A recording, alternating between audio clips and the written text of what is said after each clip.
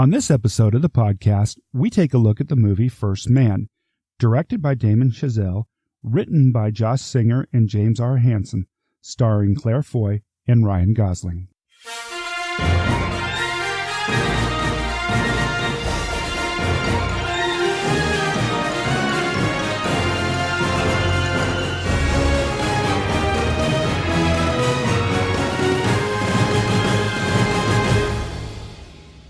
Welcome to He Said, She Said Movie Reviews.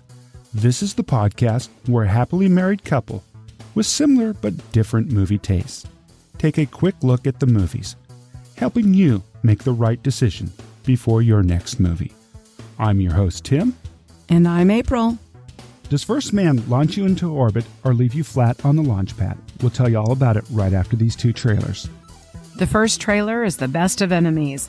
This looks very powerful. Civil rights activist Ann Atwater faces off against C.P. Ellis, exalted Cyclops of the Ku Klux Klan, in 1971 in Durham, North Carolina, over the issue of school integration.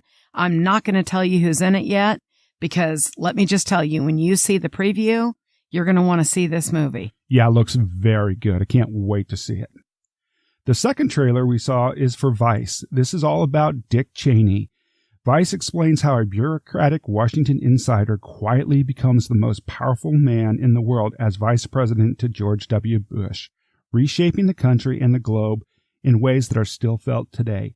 I was blown away by who's playing Cheney. Kristen Bale plays Cheney, and Amy Adams plays his wife. You couldn't even tell it was either one of those two. Really looking forward to this movie. It looks excellent. So the movie we saw this week on this episode of the podcast is First Man. This is a look at the life of astronaut Neil Armstrong and the legendary space mission that led him to become the first man to walk on the moon on July 20th of 1969. The director is Damien Chazelle. He did La La Land and Whiplash, if you remember. And it's written by Josh Singer, the guy who brought you The Post. He did several episodes of The West Wing, SVU, that Special Victims Unit, and TV show Fringe. And it's adapted by the book from James R. Hansen, who he wrote the book, and he actually has a cameo in the movie as Dr. Kurt Dubois. It stars Claire Foy as Janet Armstrong and Ryan Gosling as Neil Armstrong. Right. There's several great actors and actresses as well as the supporting cast. Yeah, what's his face? Kyle Chandler. Good old what's his face? Yeah, Kyle Chandler from Friday Night Lights. Friday Night Lights. Corey Stoll was in this movie. He was in the first couple of seasons of House of Cards. Really love him. He did a phenomenal job as Buzz Aldrin. This was a very interesting movie. A very interesting and long movie. It has a running time of 2 hours and 21 minutes. It was good. It wasn't great. Yeah, it's very, very long and very, very slow. Okay, also, I'm jumping ahead here. There's no music. There was only music with like one tiny scene. No, I thought that was a good part of the movie, though. I really enjoyed the fact that there was very little. In a movie that was 2 hours and 21 minutes, there couldn't have been more than 10 to 15 minutes of background music. And they only used it during some of the most dramatic scenes, and it was very dramatic music to help make that scene even more dramatic. There isn't any kind of background music in the movie in the first 30 to 40 minutes of the movie. Even the opening scene, it's just pure sound effects of Okay, true. True. Okay, themes and tone. With great accomplishments come great sacrifices. That is definitely the theme of the movie. So, what did you think of the acting in this, April? I mean, this movie was hard for me. Let's take aside that it was way too long. Everyone knows that's my pet peeve. And let's even take away that it's slow. Here's the bottom line. There is some good acting in this movie. The problem is the characters do not connect. The closest we came to a connection is between a couple of the astronauts. And it was actually, for me, only in one scene. I'm serious. There was no connection. There was no connection with Neil Armstrong and his wife. There was no connection even really with the two ladies that were married to the astronauts. all the way down to I didn't feel the connection with the parents and their kids. Yeah, this is the first movie with Ryan Gosling for me where I thought Ryan Gosling was playing Ryan Gosling. He just seemed. I didn't see him as Neil Armstrong. I didn't see Neil Armstrong on the screen. I saw Ryan Gosling playing Neil Armstrong on the screen. And I wasn't all that impressed with Claire Foy either. She just, I don't know. Several people when we were leaving were mentioning this, and I understand that she portrayed a cold character, but in her way, she's not a very, demonstrative person, her character. So she keeps a lot in. She's strong. She's a strong woman, no doubt. And I enjoyed watching that piece of it, but yeah, just a cold, I'm serious. No connection. It just, for me, I'm a people person. I didn't feel it. Some of the things for me that were good about this movie, I thought the cinematography was fantastic. Yes. There was even a scene where the two of the astronauts were, Neil Armstrong and Ed, I can't remember Ed's last name.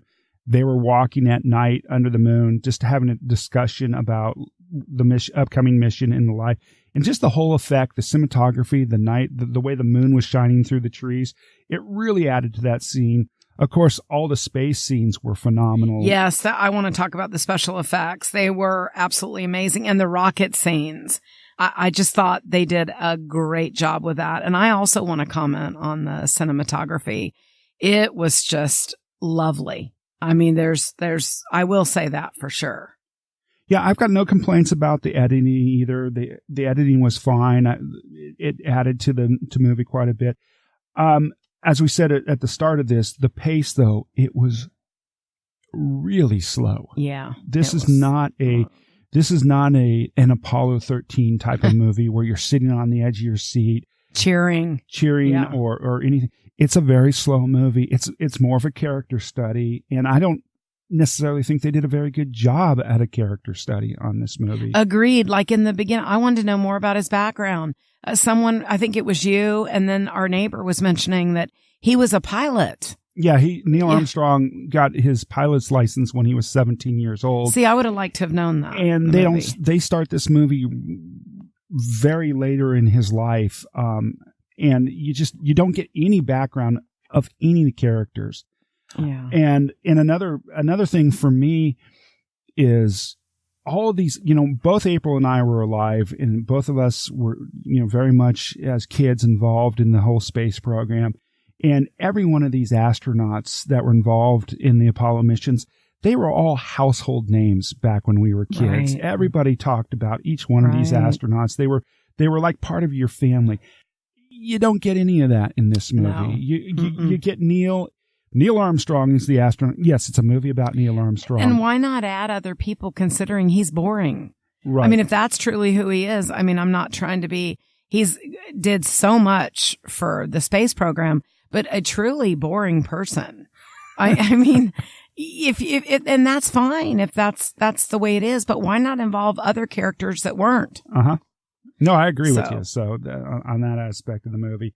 So what do you think, April? I mean, if you're going to give this a score, what's your score on this? I just can't give that movie more than a 2.5. I just, and I know there's going to be a lot of people that love it and talk about how it should be up for awards. For me, something's definitely missing from this movie. So a 2.5. Okay. For me, it's a 3 out of 5. I think that, to me, I felt like this movie was made to win Academy Awards, and that was what it was for. And I think this one is going to get nominated for a lot of Academy Awards. This is going to be the La La Land of this season's award shows. For me though, it didn't grab me. Right. It wasn't a great, like I said, with Apollo 13, by the end of the movie, you were standing up, cheering. Right. These guys overcame great odds and saved themselves Right. and everything. And you felt very patriotic. I'll tell you, for me, when I left this movie, I was depressed. Right. And I want to make a comment too. I'm a huge Ryan Gosling fan, and this was not my favorite performance. No, me neither. And the last thing too I want to say about this, for me, Neil Armstrong has always been high up on a pedestal, a great American hero. For me, this movie knocked him off the pedestal for me. He seemed to be a moody, I don't know. It just... Well, there was some other issues with his family that Tim wouldn't, Tim or I or anyone we really are close to probably wouldn't have handled it the way he did. No, so that's part of it. Of course. But like I said, this movie to me didn't cast Neil Armstrong in a good light. That's I think all I'm going to say about that. All right. I mean, it's spectacular. It has some great visual effects and special effects. It's, for that, it's worth seeing in theater, but it is a long movie and it's a slow movie. And as I said, the dialogue was slow too. And I left the theater depressed after watching this movie, which that's one of those things I don't like to do. So, all right. Well, there you have it. We will look forward to seeing you at the movies. We've got several coming up this week. We also have an upcoming film festival. So thank you for listening, and we'll see you at the movies.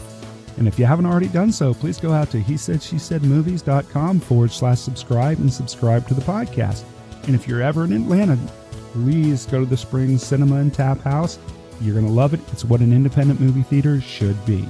Look forward to talking to you again. See you at the movies. See you at the movies.